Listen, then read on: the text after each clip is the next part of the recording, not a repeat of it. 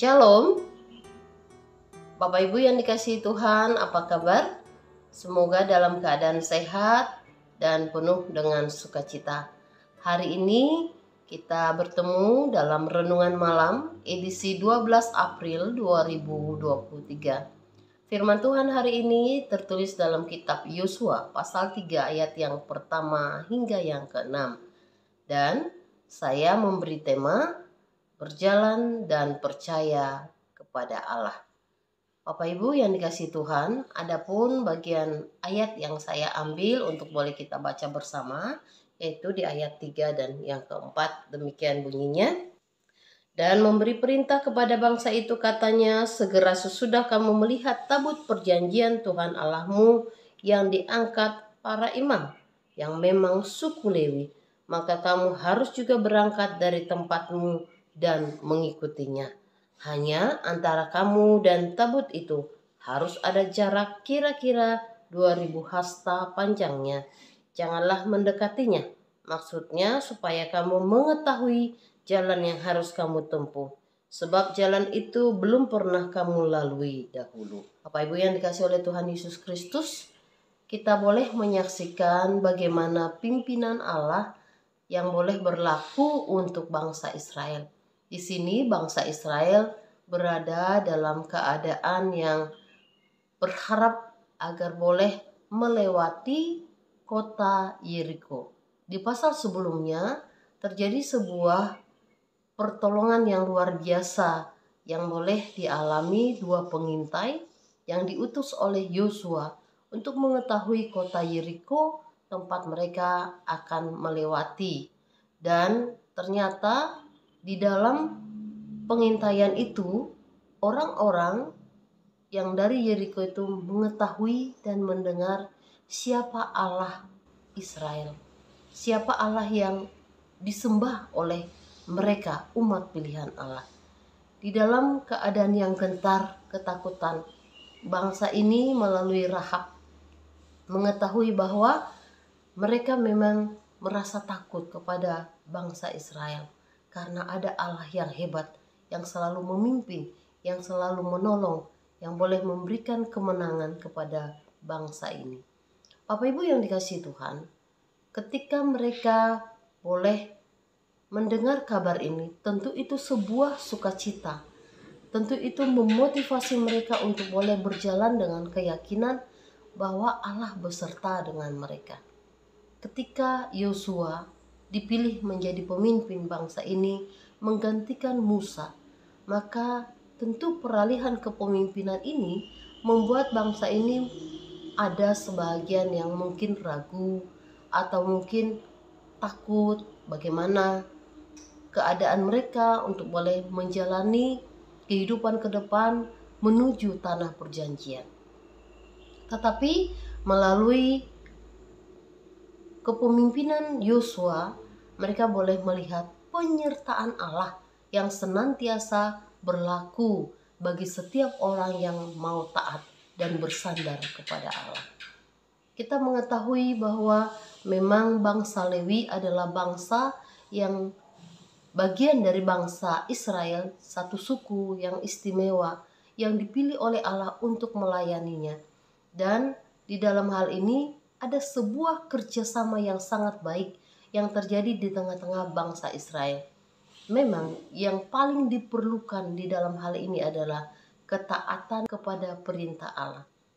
Ada satu perintah yang dikatakan oleh Yosua kepada bangsa ini di ayat yang ketiga, yaitu segera sesudah kamu melihat tabut perjanjian Tuhan Allahmu yang diangkat para imam, yang memang suku Lewi, maka kamu harus juga berangkat dari tempatmu dan mengikutinya.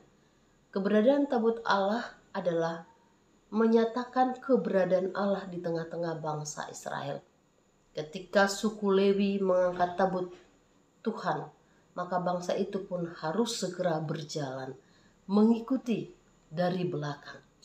Artinya, kepemimpinan Allah harus diakui oleh setiap orang.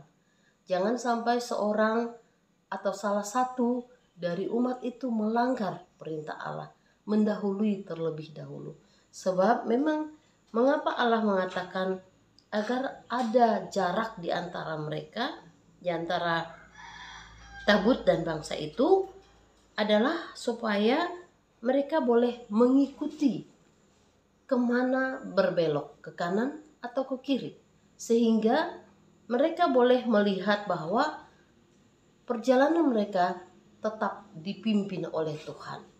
Bapak Ibu yang dikasihi oleh Tuhan Yesus Kristus, sekali lagi kepemimpinan Yosua adalah kepemimpinan karena penunjukan Allah terhadap dirinya, dan selaku pemimpin perlu memberikan contoh teladan bagi umat yang dipimpin.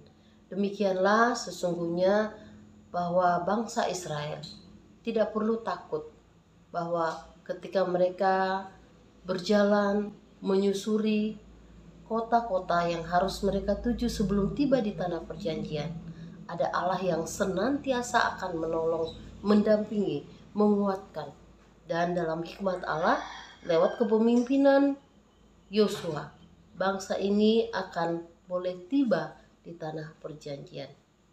Bapak Ibu, kita pun sebagai umat Allah yang sudah ditebus oleh darah Yesus Kristus, mari kita berjalan dan percaya kepada Tuhan. Memang dalam perjalanan hidup yang boleh kita lalui ini, ada saja hal-hal yang bisa membuat kita mungkin menangis, mungkin kita merasa bahwa terlalu berat berjalan melalui penderitaan, melalui tantangan hidup, melalui hal-hal yang diizinkan oleh Tuhan berlaku dalam hidup kita.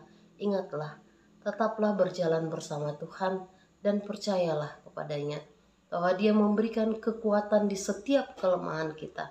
Kita boleh memiliki Allah yang dapat dipercaya, sebab Yesus Kristus, Allah yang telah memberikan hidupnya agar kita yang seharusnya mati boleh mendapatkan hidup yang kekal, yang seharusnya dihukum boleh dibebaskan, dimerdekakan, menjadi anak-anak kesayangan Allah. Mari kita berjalan bersama Allah dan percayalah Allah telah mengaturkan hal yang terbaik untuk hidup kita. Tuhan Yesus memberkati. Amin. Mari kita bersatu di dalam doa. Ya Tuhan Allah Bapa kami yang kami kenal di dalam nama Yesus Kristus, kami bersyukur untuk firman-Mu yang boleh kami dengarkan bersama-sama. Terima kasih Tuhan.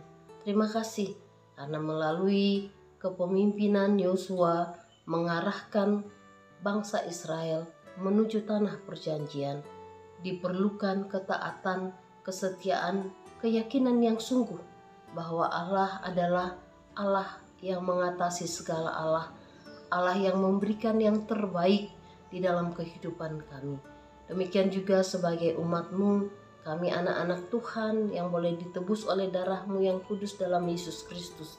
Bersyukur karena Engkau telah memberikan kekuatan baru bagi kami, memberikan kami semangat untuk menjalani hidup, memberikan kami pemikiran yang selalu terarah kiranya hanya kepada Tuhan. Berilah kami roh ketaatan untuk tetap setia menyembah-Mu ya Allah, membawa setiap gumul kami di dalam kehendak dan rencana-Mu. Kami yakin bahwa Engkau Allah yang sungguh luar biasa, Allah yang mengaturkan yang terbaik bagi kehidupan kami. Ini kami Tuhan, inilah keberadaan kami, pakailah kami untuk boleh terus memuliakan Engkau. Di dalam Yesus Kristus Allah yang hidup, kami berdoa dan bersyukur. Amin.